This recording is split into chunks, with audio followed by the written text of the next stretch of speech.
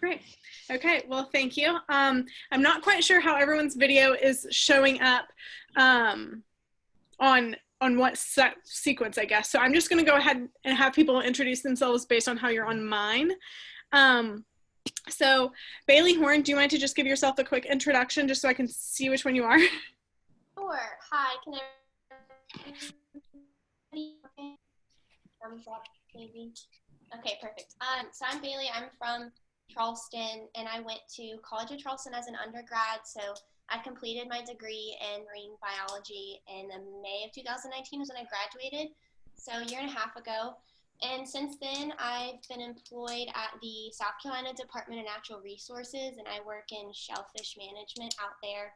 So we do a lot of habitat renourishment projects on our oyster reefs all around the state of South Carolina. So it's been a fun year, lots of field work and things like that. And yeah, I'm just interested in the program and considering applying for the start in January of next year. So awesome. And do you work with like Michael Kendrick and that crew, or? Yes. Mm-hmm. Okay. So I'm not in shellfish research, unfortunately, but I do work in that same shellfish management division. I work for I don't know if you've heard of the SCORE program. Yeah. The South Carolina Oyster Recycling Enhancement. So I'm employed by them. Cool. Nice. Well, welcome. We're happy to have you. And then Celise, am I pronouncing that correctly? Yeah, that's my name, Celise. So I just decided to look up to see what kind of master's degrees are around, and I saw that you guys were having a meeting today, so I just decided to join and see what was going on. I got a degree in psychology 2 years ago, so I am currently working at a nonprofit right now, but I just kind of wanted some time to figure out what I actually wanted to do. I did want to get my master's, but I wasn't sure what I wanted to do it in and stuff like that. So I'm here to get more information about the general program and what it entails and stuff like that. Awesome. You're in the right place. We're happy to have you.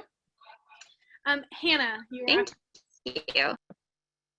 Hi, I'm Hannah. I graduated from Miami University of Ohio back in May 2016, so I'm a couple years out, and I've done some bopping around at different places like the Cincinnati Zoo, and I randomly moved up to Boston and worked with Sea Turtle Rescue this past year, and I just recently was thinking about going back to school, and I saw you guys had a program with environmental sustainability and policy, and I just wanted to learn a little bit more of what that actually meant and what that could do for my future.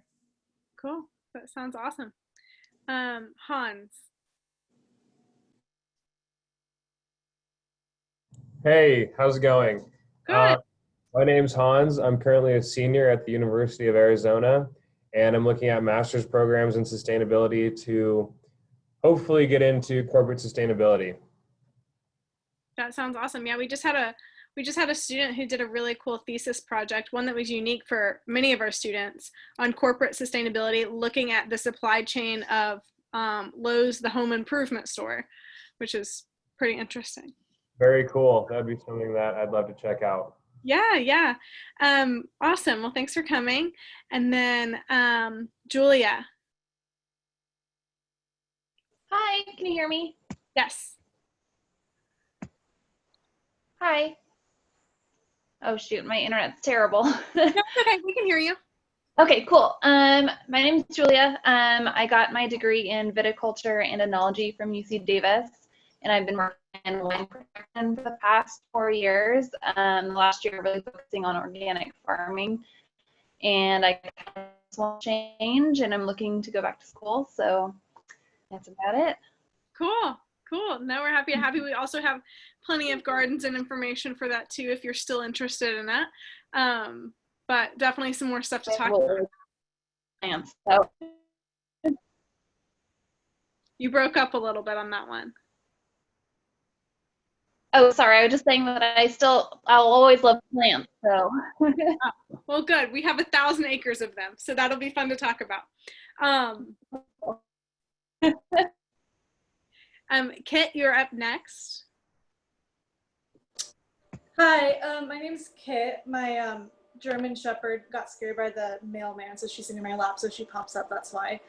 But I just graduated with my bachelor's in anthropology and archaeology from Colorado State University a few months ago, and I'm currently getting my graduate certificate in nonprofit administration, and I'm about to begin an AmeriCorps Vista position here in a little bit. But I'm really interested in going into the conservation nonprofit sector, and I want to have a little bit more of a basis in policy administration and environmental sciences.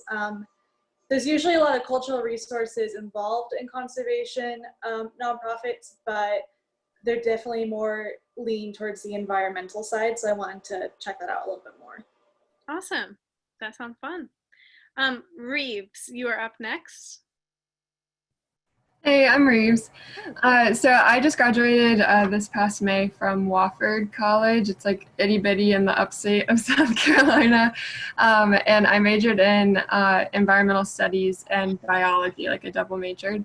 And so I was looking at programs, and Charleston is kind of where I'm from. I'm from Somerville.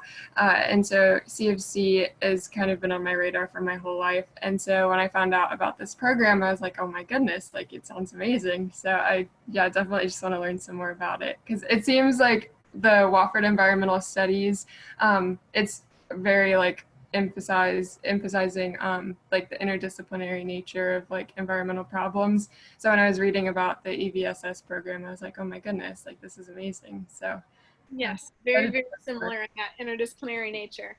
Well, great. We are happy to have you. I have one more person here that is calling on a phone, and I can't see your name. Would you like to introduce yourself? If you can hear us.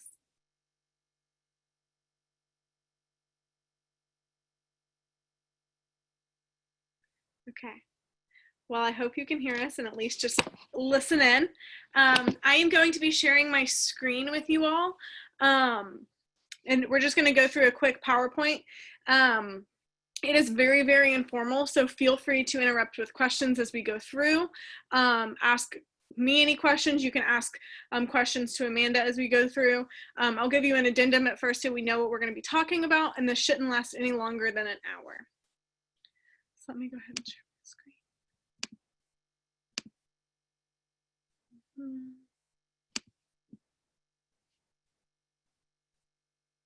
Oops.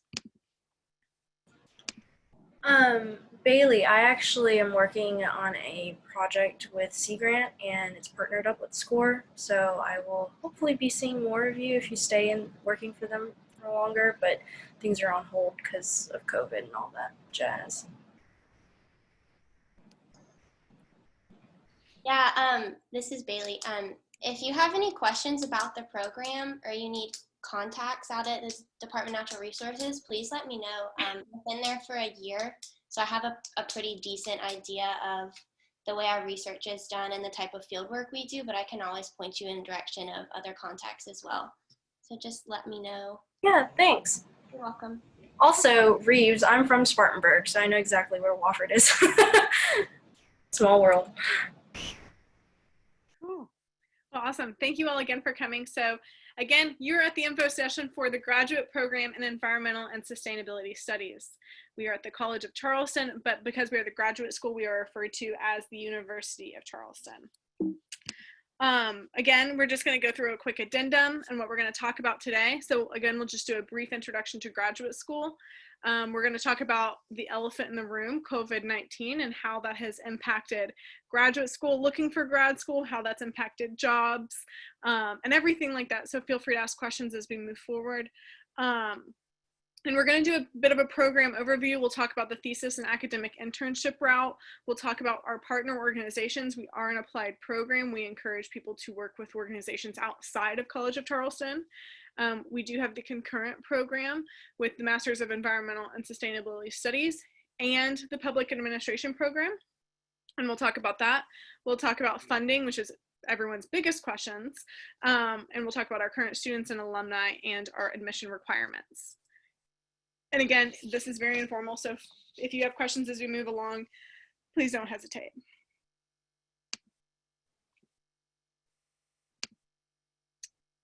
So again, one of the things that we want to talk about first is how have we adapted with COVID-19?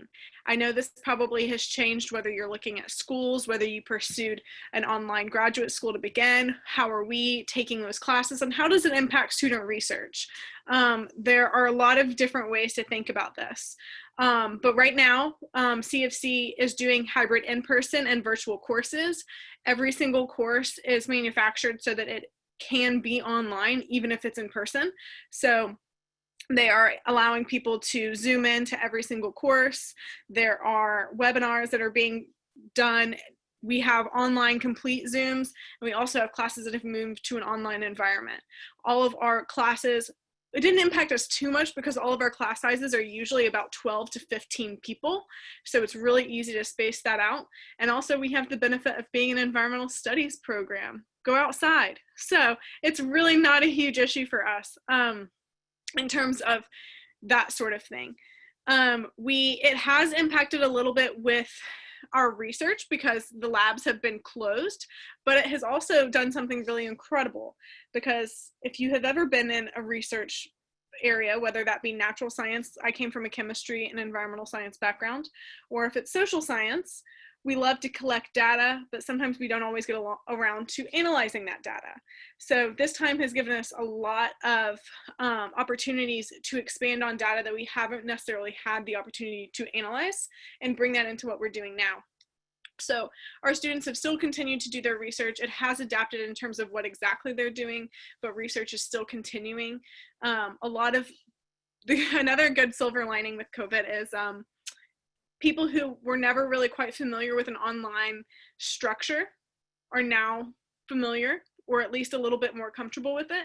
So it's easier to do surveys online via Zoom, interviews via Zoom, and it has just made that a little bit more tangible for us. We do still do office hours. I'm actually currently in the floor of my bedroom right now, and I am working from home. So this is a totally different work environment than any of us are used to, including myself. So I am available online all the time, pretty much. We are still very, very accessible. Again, we talked about the courses, and we do have a mixed course delivery of asynchronous and synchronous. Here's also where I'm going to allow Amanda to sort of step in from a student perspective and talk about her experience and how she started in a program. She started last year where it was normal, and then was with this transition, and also is helping along with the administrative transition as well. So Amanda, you have the floor. Yeah, so transitioning was a bumpy road for everyone, right? Kind of caught us off guard. We were kind of lucky that we had spring break to do a lot of troubleshooting because it happened during spring break. But with most classes in grad school, especially in this program, it's mainly discussion based. And so we kept that discussion even though we went online and we did every lecture class through Zoom. And every professor was really understanding of everyone's circumstances. And then with transitioning our entire program online and serving our student body online was pretty straightforward as well, since the college did give us all our resources to work with, like certain softwares, a lot of licensings of these softwares, and it's been pretty good. So most of my classes are synchronous, meaning that we meet like at normal time every week. Today I actually had my first in-person class because this week College of Charleston just opened, which was it was kind of sticky at first because we had most of us were online and then there was only a few of us in class, but it worked out. We figured it out. And some of my classes are just completely synchronous, and I've talked to some people. I don't personally have any completely online, no class meeting time types of classes, but there's been a lot of structure, a lot of forethought, a lot of planning. All these professors have been working on to make sure that you're still getting an education, you're still getting what you need to absorb out of these classes and learning skills. Depending on the type of course, it just what their goals are. But yeah, most of my friends have been pretty okay with, like, you know, other than the normal issues of being everything online or what have you. But it's been really great, honestly. And on campus, everything is, I mean, it was like a ghost town to me when I was there, and everyone was spaced apart, so that was good. Just because I know a lot of professors have just decided to not, just to completely switch online, whether that be synchronous or asynchronous, so that's been great. And a lot of our students have been adopting online defenses, which we'll talk about a little bit more later. That might be putting the cart in front of the, before the horse kind of thing. But yeah. Cool. But yeah, so I just wanted to give everyone a bit of transparency in terms of how we are handling it, and your access to the office, your access to the professors and that sort of thing, and how that's changed over time. We also are building a few of our courses in the spring to be outside, and they have built a lot of outside tents to put more classes outside, so that'll be fun. Maybe once we make everyone have classes outside, we'll get a lot more environmental studies majors, because they're all just going to be outside all the time. Okay. So again, why graduate school? So graduate school is something that I feel like people kind of underestimate too. So I took some time off before I went to graduate school. I was actually in this program, and I finished in about 2018. And I took a year off and moved to the Caribbean for a little bit. And then I feel like a master's degree, sometimes people think that you have to go right in after undergrad, or you have to do it for a career advancement or a career change or something along those lines. But there are a variety of different reasons why people pursue graduate school. Our program specifically provides you with an interdisciplinary education. We have people that come in with psychology backgrounds, with chemistry backgrounds, with marine biology backgrounds. We are interdisciplinary. Our core course load is both natural sciences and social sciences, and they're required by everyone. So that is one component of our master's degree. We also allow a student to gather professional work experience. So our thesis and our internships, they are applied. They are working with organizations outside of the College of Charleston. They are working with NOAA. They're working with the Department of Natural Resources. They're working with nonprofits. So Charleston Waterkeeper, or Keep Charleston Beautiful, or something along those lines. You have those opportunities. And they prepare you for a wide range of career opportunities. Like I said before, if you come in with a different background, that's totally okay. But you also may pursue a completely different realm of study than someone who is in the same course with you. So one of the things about a master's degree is you are experiencing a different level of education, where instead of everyone getting the same biology degree or psychology, you're sitting in the room trying to talk about environmental issues and solutions with 12 different people with 12 different backgrounds. Therefore, you're going to address that situation so differently. I remember in one of my classes that I was taking, it was conservation, genetics, and genomics. And we were reading these papers about how ivory can be created in a petri dish. So my chemistry background, I'm like, this is incredible. We can do all of this. Well, then we also had someone in the class talk about cost benefit analysis. What does that do for the supply versus the demand? And how does that impact it? So you have someone coming at it from that perspective. Then you have other people thinking about a biology perspective, or even a policy perspective, because you're still going to be selling those, or however it would be, in different countries. So it's a different way of different thinking, and it's just addressing different issues. So again, a master's degree, I believe, in my opinion, teaches you how to think. It teaches you how to address an issue and solve it, and do it from a variety of different angles. And people pursue it for a variety of different reasons. You are able to get a higher pay grade. You can advance your career. And also this program specifically provides a lot of networking opportunities. We've been around since 1994. And we have over 500 graduates from our program. About 40% of those graduates are still in the Charleston area. and I know that Amanda can attest to this because now she's working with Sea Grant, and she probably talks to people who have either worked with us, graduated from this program, know someone who's in the program, and it's just a very small world once you're here. So, yes. Oops, hold on. So things to consider. So program differences and timelines when you are looking at a graduate program in general. A few of the main things that are different than your undergrad is location. Wherever you went to undergrad is not typically where people stay, but graduate school, while you're in that graduate program, you are looking to build experiences, you're looking to expand on your career opportunities. So applying to a program where there are research opportunities, where there are networking opportunities, where you feel comfortable in maybe pursuing a little bit more of that professional development is really something that's very important.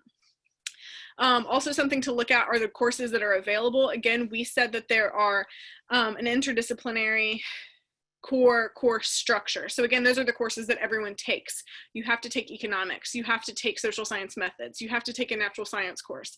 But then we also have those elective courses. So we don't require anyone to take the conservation, genomics, and genetics class that I took. Some people are not as comfortable with that, so that's an option. There's also courses that are on science communication. There are courses on, it was applied mariculture, where you go out into an oyster farm and you learn how to farm oysters and you learn the business of that. There are courses, coastal issues and processes, that Amanda's currently in, and you're learning literally all about the coast and hurricanes and how to adapt and the importance of dunes, all sorts of different things, habitat fragmentation and how that impacts that coastal shoreline and everything like that. So looking at elective courses is really important. Also looking at faculty interests. We have over 150 faculty members that are associated with our program. It is not hard to find someone who is interested in something that is similar to you, but that is the problem, because there are a lot of faculty members that have very amazing interests. And I know that Amanda can say this as well. There's people doing some really incredible things, and people who are attracted to our program typically also have a broad range of interests. So one of the most difficult things, but also one of the most powerful things, is narrowing down that interest. When we'll talk about this in a bit, but our program is unique in that we don't require any students to have an advisor or a project before they enter the program. We are an applied interdisciplinary program, and we cannot expect students to come in and think in an interdisciplinary way without being exposed to different thought processes. So we ask that students take that first semester, get out of their comfort zone, go to our networking events that we create, talk to professors, talk to students, talk to organizations, and delve into really what you want to do when you're done. Another thing to consider for graduate school is your personal timeline. Our program, just the EVSS program, is about 2 years. And you can finish it in 2 years, but again, you have to do your thesis or internship project. And I say about because sometimes that project can be a little bit longer depending on what you want to pursue. So a few other things to look at are your funding opportunities that are available. We'll talk about that. Application deadlines, and factoring in some time to study for the GRE. So again, we didn't even talk about this with COVID. We are not necessarily requiring the GRE moving forward, but I do want to be very clear in that the graduate school only gives their fellowships and their scholarships based on a GRE number. So if you don't take the GRE, you are not eligible for any of those. So to get into our program, you don't necessarily have to have that, but to get additional funding opportunities, it is encouraged. So I just want to be very transparent there. If you see things that say it's not required, you are correct, it is not, but it doesn't hurt to just take it and have that number moving forward. It won't be factored into your application, but it will apply for scholarships, if that makes sense. Any questions so far? Cool. So again, just program overview. A lot of this I've already talked about. We are an interdisciplinary program. We focus on environmental sciences and environmental policies. We talk about administration, we talk about policy implementation, we talk about policy analysis, community engagement, impacts, but we also delve into projects that are very, very natural science heavy. So you have the opportunity to go into both realms. The great thing about this program is it is sort of create your own adventure. So nobody has the exact same experience in our program. We have so many elective credits. We have so many opportunities to take different elective classes. And then if you have a skill that you want to gain that we don't necessarily offer through a class, we help you build an independent study with a researcher who can provide you that skill. So this program can basically be built in a way that's going to best benefit you. Amanda right now is in an independent study if you want to talk about that. Yeah, I can talk about that. So my thesis is through an internship I'm doing with South Carolina Sea Grant Consortium, which is a national network of state agencies that are sponsored by the federal agency NOAA, National Oceanic Atmospheric Administration. So right now I'm focusing on doing a lot of the background research to start my proposal for my thesis, where I'm doing a citizen science project to do marsh restoration in the Charleston area, and it is all local community-based restoration efforts. So we're partnering up with 13 communities all over the area to plant marsh grass, to put oyster shells into the marsh and help rejuvenate these areas. So right now I'm researching a lot about best practices of other programs, trying to figure out what is out in the literature right now, trying to understand where is my niche with my thesis, what question is it asking that hasn't really been asked before, what kind of answers can I distill from that kind of research question, and how this, even long-term, like how that has future impacts in the realm of environmental citizen science programs. So I'm dedicating an independent study to that with my advisor who works at South Carolina Sea Grant Consortium, which is really cool because just because your faculty or your advisor isn't a full-time teaching professor at the college, they can still be your advisor, like if they work at an organization. It's a pretty seamless process. Lucy does a lot of work and is super helpful with getting people credentialed through the college. And so it's been really good. I think that's about all I need to cover with that, unless you want me to.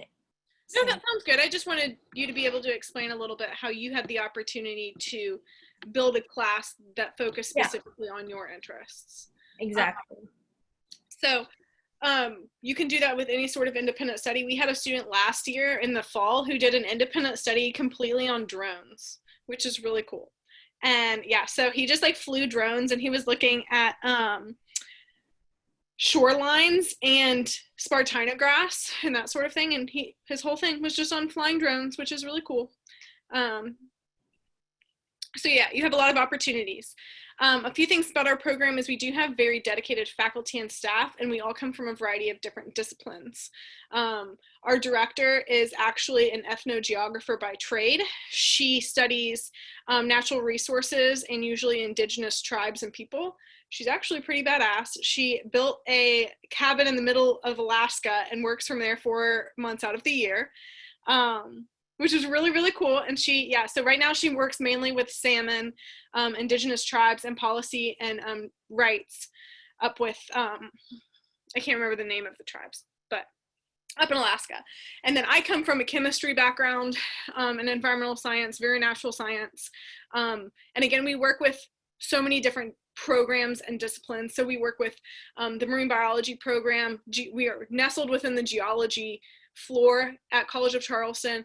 We work with political science, economics, business. Your opportunities are endless, and we have very supportive staff. That being said, even if you reach out to someone who has an interest that matches yours, but they don't have anything available, it's very common for that faculty member to give you 7 different names of people who also work in that. So I feel like one of the amazing things about our program is that it's not necessarily competitive within that program. You aren't competing with your cohort. We're all trying to solve a similar problem in environmental issues. And so we're supportive of each other. The staff and faculty are supportive, and it shows. And then we also do have a very comprehensive and balanced curriculum. And like I mentioned before, we are striving to face environmental problems head on through different lenses. So that's something that our program really supplies a strong foundation for our students as they move forward into a career in this. And I already talked about this, so. Again, we are interdisciplinary. Here are the different specializations. I did this because you don't actually claim them. This is like when we grouped all of our electives together. This is sort of the codes that came out of it. So we do have a ton of GIS and geospatial classes that people can pursue. We focus on environmental education. We can do natural resource management. I also manage the student gardens that are at Stono Preserve, which is a 1,000-acre piece of land. And then we have a 5-acre garden there. And then I also manage 4 gardens downtown. So our program has a huge sustainable agriculture presence, and we do a lot of food security, food system processes. We give all of our produce that's grown completely for free to community kitchens. And we work with schools, and we bring in outdoor education components. So there are so many different routes that you can take within this. Another thing that I want to touch base on, and we will a little bit shortly, but we do also offer the concurrent degree program. Okay, so our program highlights. These are just a few of our students. Again, we really do focus on field work. We want people to get out of the classroom. It's been great when you're in undergrad and you're taking on all that knowledge in and you're building all of these skills and these expertise, but you haven't been able to apply them. So we really are wanting people to be able to get out of that comfort zone and go out into the community, go out into the field, and really put those skills to use. Again, our program is about 2 years if you're a full-time student. For graduate school, that means 9 credit hours a semester, not your typical 15. And most of our courses are more discussion-based. I think I had 1 class that had an actual like exam, but most of it is discussion-based. You have papers and presentations and that sort of thing. And I'll let Amanda expand on that too, because I graduated a bit ago, so I hope it didn't change in that time, but yes, she'll talk about it. We have 38 minimum credit hours that are required, and this does include your research credits. And then again, you can determine your research advisor and your thesis or internship project at the end of your first semester. So we don't throw you to the wolves. I meet with every student probably every month, helping you come up with your interests, putting you in contact with people, narrowing down what your interests are, and then figuring out how we can build a project that's going to give you the skills and expertise that will help you find a job when you're finished. And that's what our goal is. Again, we talk about how you can choose electives that will benefit you. And if we don't offer an elective that you want, we can build one. Most of our classes are offered after 3:30. We are an applied program, and we wouldn't be that great at being an applied program if we offered all of our classes during the day so you couldn't do anything. So all of our classes are from 3:30 to about 8:15 at night. We do offer a few online classes, but we typically are not an online program. That's obviously different right now, but we are typically not an online program. So we are focusing on Zoom and making that accessible. But as things continue to change, I do not believe that our online structure will remain the same. There are also non-degree seeking options available to fit students who are looking for professional experience or any academic needs. We have a lot of people who take non-degree classes for us in GIS, or one of our hard skills ones. So those are available. So again, this is sort of what it's structured to be like. Your first semester, you're going to develop your research topic. You'll talk to different advisors, and you'll start to talk to different people to be on your committee. You don't really develop your committee until the beginning of your second semester, which is where you start writing your proposal and coming up with your project entirely. That being said, when you develop your proposal, you figure out what your questions are going to be and how to bring in different people with different expertise. So let's say Amanda's doing citizen science and education. So she would need someone who is a social scientist and who has been involved with doing surveys and that sort of thing. But she's also looking maybe at shoreline restoration. So she would need a natural scientist who is familiar with coastal issues and processes and the shoreline structure. Maybe she's also going to add a policy component to that, so she would need a policy analyst to help her out on that committee. So that's how you build it, and all of that is within that 150 list of faculty members that we have. Your third semester, you're typically gathering data and analyzing your results. In your fourth semester, you're writing and defending your research. We do have a thesis option and an academic internship. They are the same rigor. One is not easier than the other, it's just a different route. So if your goal for the rest of your life is to work with NOAA, it would be a really great idea to do a project with NOAA, because with an academic internship, yes, you'll do your project, but you get to work more closely with the internship and their inner working. So you do 600 hours with that organization. With that, you learn the backbone of that organization. You learn things that are outside of your thesis or research realm, and you really get to know different people in that organization and get your foot in the door a little easier.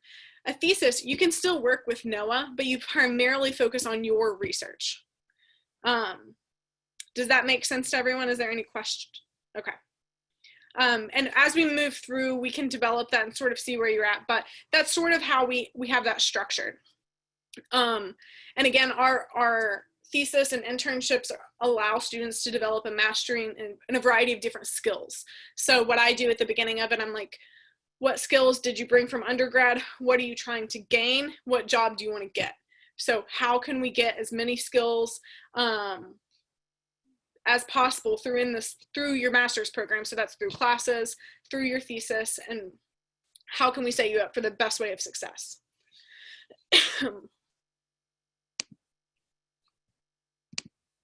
So again, I've talked about partner organizations a lot. So here are just a few examples of the ones we work with very frequently. We have a ton of people from our program that work with South Carolina DNR, and sometimes they are pursuing their degree while they're working there, or they partner with them just to do their research. We also, the people who run Charleston Waterkeeper, both of them are alum of our program. So we have a lot of students who typically do internships and work with them. They are incredible people. One of them is an environmental lawyer, and the other one is a community engagement and water quality analyst. So both of them came from our program. We work with the Nature Conservancy. We work with the South Carolina Aquarium. Amanda's working with South Carolina Sea Grant, as are a lot of our other students, because there are so many different avenues to pursue through that organization. And there are others. Also, if you want to work with an organization that we haven't worked with before, it is a possibility. I just have to go through a credentialing process to make sure that can happen.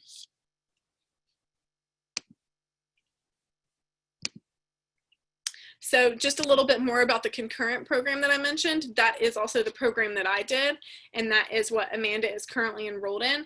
That is a 3-year program with a minimum of 60 credit hours, but you are getting 2 master's degrees.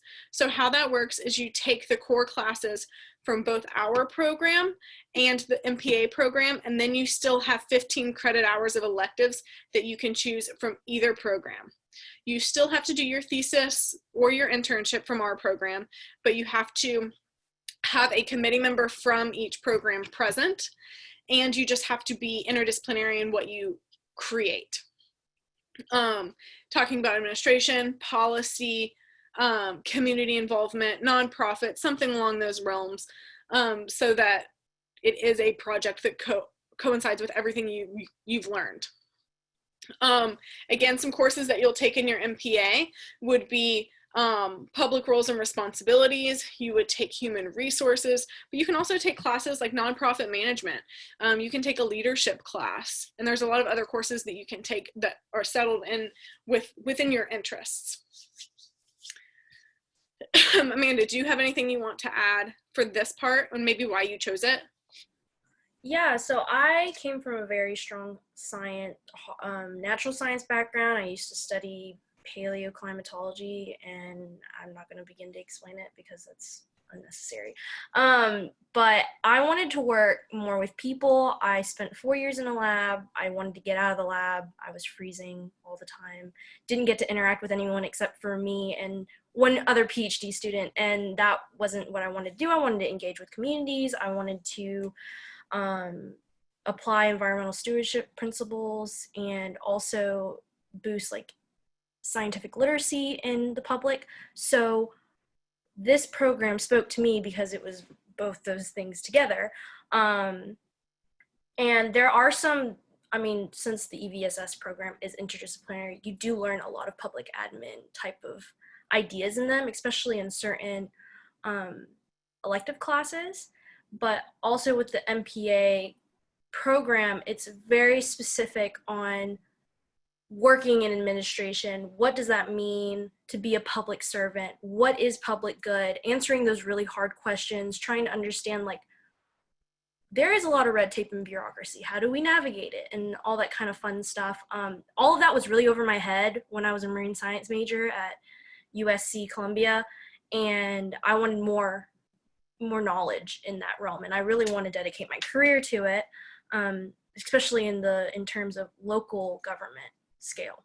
So that's why I chose the concurrent program. Awesome. Thank you, Amanda.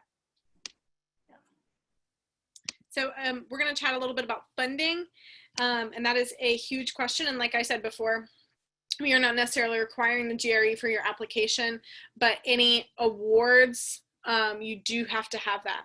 You don't necessarily have to have the GRE to be awarded a graduate research or teaching assistantship. We offer teaching assistantships in biology, geology, GIS, and physics. You do have to have 12 credit hours in whatever discipline you are studying. It's usually advised that you have more. And what we do and how it works is you apply to our program, and everyone who is qualified with over 12 credit hours, we just send your transcript and your statement of goals to that department so they choose it. We don't necessarily get a say in that. So everyone you don't have to specifically apply. If you have those 12 credit hours, your application instantly goes there. And teaching assistants get paid $26 an hour. And that equates to about $16,000 for both academic semesters. All assistantships, awards, fellowships, and grants make you eligible for an abatement for in-state tuition. We are working for the next fall to kind of adapt how we are doing our in-state and out-of-state tuition.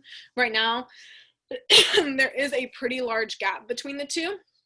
I believe it's about $15,000 per credit hour for out-of-state and about $550 per credit hour for in-state. And it is a bit of a large difference. So we are trying to readapt that in the fall. But like I said, any of these funding opportunities provide you with eligibility for in-state tuition. And I would say about 95% of our students have some sort of funding. So graduate assistant, I'm going to let Amanda talk about this because she is my graduate assistant. So there's no better person. Yeah, so I work in the EVSS office, which is why you get a lot of emails from me. But graduate assistants can work in any program office, any departmental office. I have a friend who works in the graduate school office, and she helps me out a bunch, that connection between our graduate program and the larger graduate school. You can also work for like the public health department. I have a friend who works in that one. So you do a lot of administrative duties. Well, actually it just depends on what the office needs. As the EVSS graduate assistant, I do a lot of stuff with recruitment and talking to prospective students, as well as engaging with our current student body and getting their paperwork put in, doing like announcements for events, announcements for grant opportunities, fellowship opportunities, thesis opportunities. Also a lot of like job opportunities for people who are looking for a job during the program or looking for a job because they're graduating soon. So that's the kind of work I do in the office. I know that I have some friends who do research assistantships. So they are doing, whether it be with their thesis or not, they work closely with a faculty member or someone who just needs a research assistant. They're usually pretty closely related to the college, and they work as a technician, or they do data analysis or something like that, and get paid in that way. So it's a really great opportunity to get an assistantship. She's not just saying that because her boss is also on. No, yeah, no, but it is a really great opportunity to get an assistantship because a lot of people do want an assistantship. If you can just work at the school, get in-state tuition, and get paid all at the same time, I mean, what else do you need, right? And a lot of these assistantships are very mindful of you being a graduate student because they're just they know you're a graduate student. So you don't work more than 20 hours a week. That's the rule through the college. And so they take into consideration your time as well. Absolutely. I also have graduate assistants that work for me in the garden spaces too. Yeah. So you can also be outside all the time if you'd like. Oops. I'm not really good in a farm situation or farming, gardening situation. So I'm pretty good behind a screen though. Yeah, so you have a variety of different options in terms of what you want to, in terms of what you want to pursue in terms of your GA. They do get paid $21 an hour, which equates to about $12,600 for the 2 academic semesters. And also we'll talk about the awards and fellowships that you are eligible for based on your GRE score and your application. And again, you don't apply for those. We take your application and whatever you are eligible for and hit specific scores, we just submit all of that for you. So there's nothing you specifically apply for. Any questions so far? I have a question. Yeah. Does it matter if you are someone who's wanting to come in the spring versus the fall for these opportunities? It's a great question. Most of our opportunities for assistantships are more available in the fall because they typically last a year. Some awards are still available in the spring. One of the things that is an option is you can apply and get in and check what sort of opportunities you're provided with.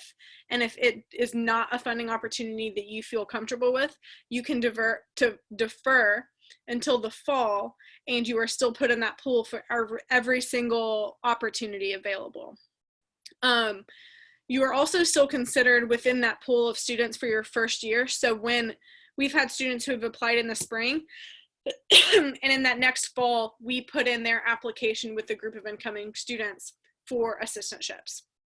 It's usually just something they have to request. I would say they are not necessarily always as available in the spring, but I don't think this is a typical year for me to be able to tell you that correctly. And again, you're welcome to apply, see what you get, see where you're at, and before the first day of classes, if you're not comfortable with it, you can say, okay, I'm just going to start in the fall. And we just resubmit it. If you are given some scholarships or something, they don't transfer with you if you go in the fall. So if you're only given some and you're not comfortable with that and you want more, I just do want to be transparent that that won't go with you if you defer. It's sort of like new slate, you may get more. But that is something I do want to make sure that I say. Any other questions with that? Cool.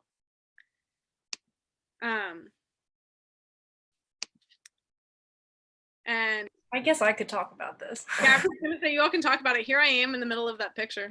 Oh, sadly, these are older pictures, and I don't think I built that, but I'm there. Keep going. Anyway, so MESA is a student association for our program. I am actually the president right now, And we do a lot of fun stuff like volunteering, professional networking events, as well as like social events.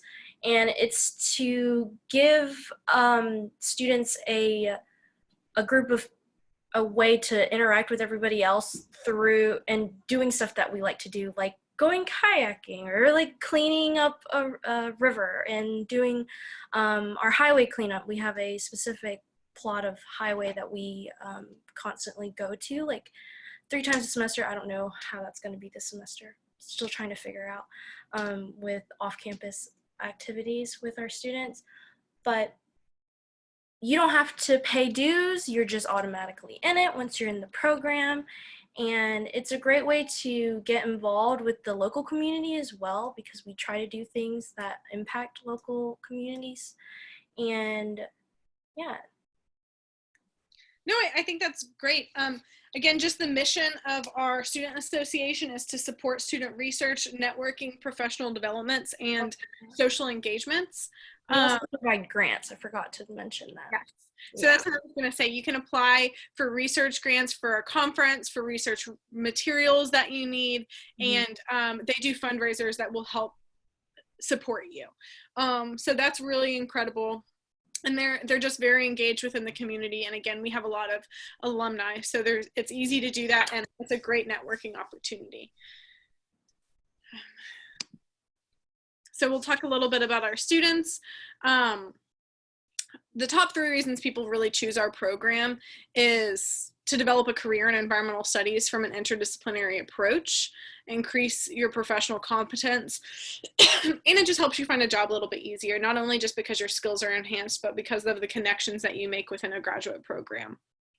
Most people, we did a recent alumni survey with 300 plus alumni, and this is where we got this data, by the way. I didn't just ask a random student, why did they choose it? So this is where this came from.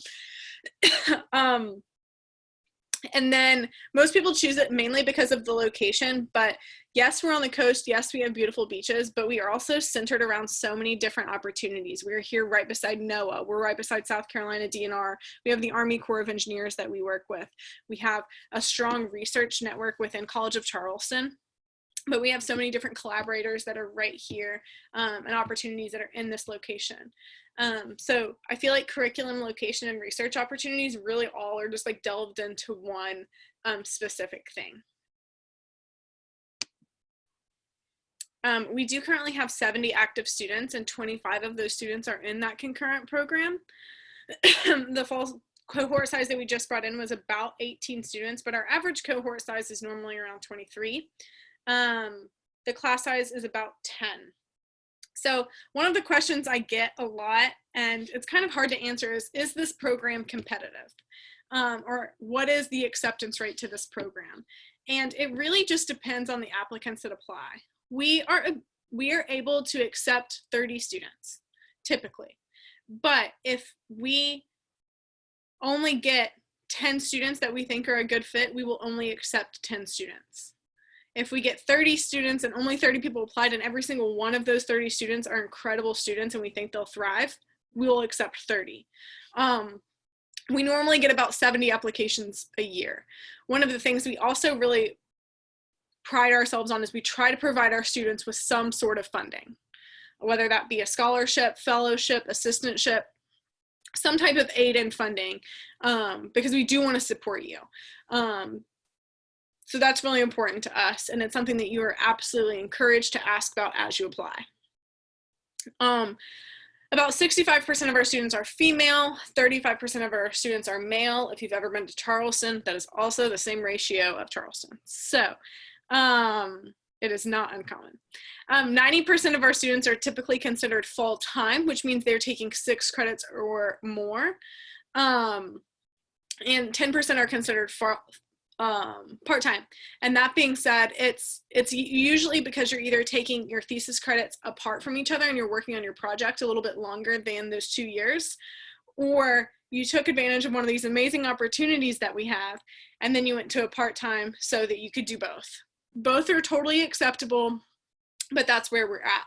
And again, like 90 to 95% of our students receive some sort of funding. And then I think we'll maybe talk about this on the next slide. I want to see it. Okay, so the average age of our students is about 27. Like I said before, we have a few students who come right as they graduated from college, and that's totally fine. But we also have some students who have been working for 15 years in a field and they just want a career advancement and they have a family, and it varies. So we do have a pretty good range of students that we have. We really focus on a few different skills that we want to bring to the table. So that's scientific communication, literature analysis, and critical thinking. We really want people to be able to think widely about a problem and apply it. And we want people to understand many of our environmental issues comprehensively. So literature analysis is something we include in every single class, just so we increase everyone's understanding of approach to an environmental issue. Yeah, that's just a few stats here and there, and feel free to look through those. Most of our alumni have no issue really finding a job once they're complete. But I will tell you they do, because I've been with this program for about 3 years, and they find jobs in a variety of different fields. We have a student right now who is working in Austin, Texas, just identifying lizards in Austin, and it's awesome. She works for the, I think it's called Travis County Park, or that area, and she does that.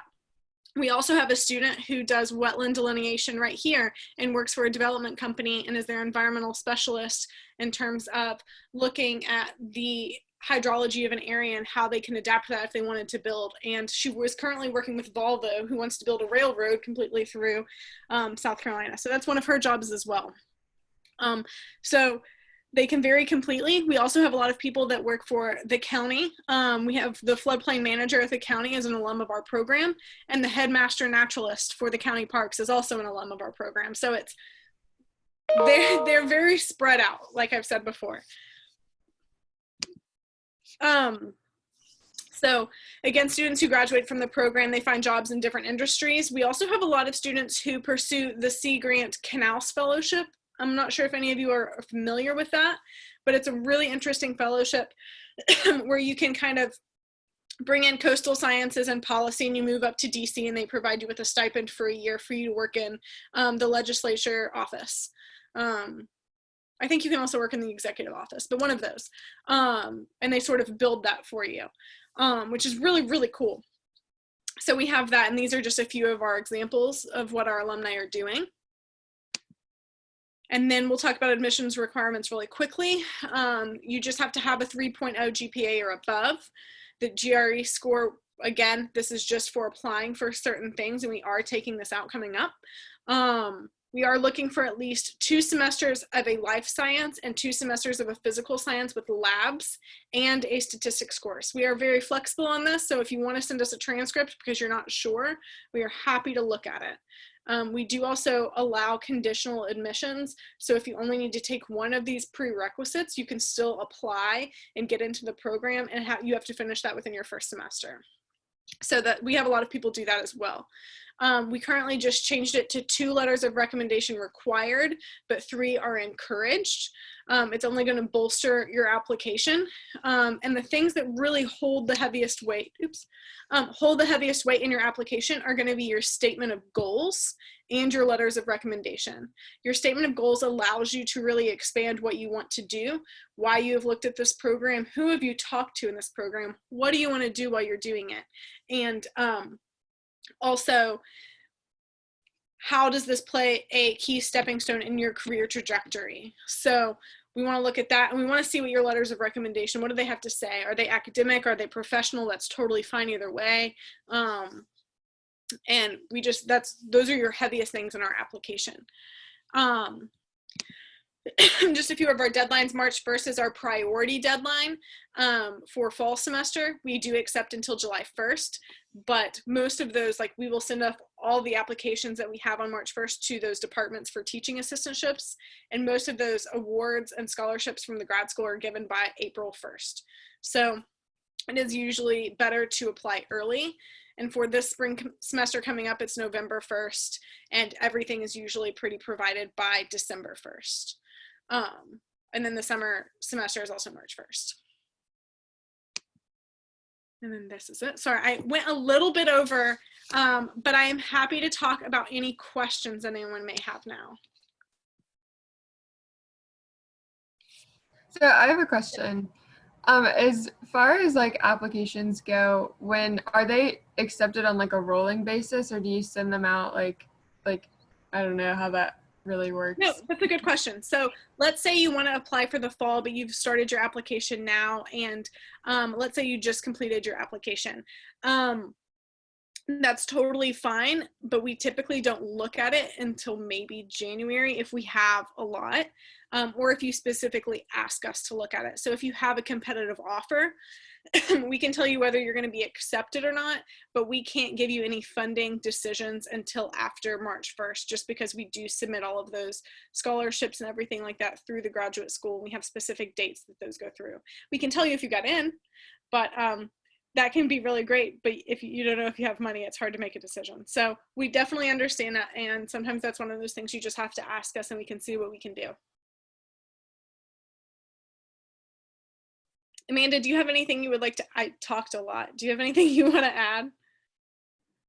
No, not off the top of my head.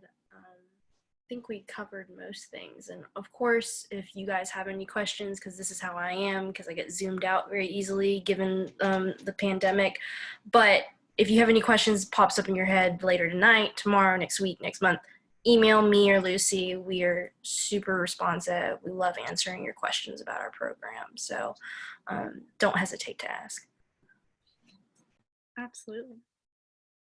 Yeah, so that's a ton of questions.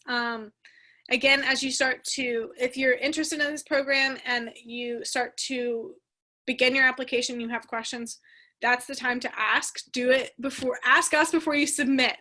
And we're happy to help however we can. And if you have any other questions about this, or if grad school in general or the process, we're here to help. Cool. Well, thank you all for coming. I really appreciate it. Yeah, thank you guys. You guys have a good rest of your day. Thanks. Thank you. Yes, thank you.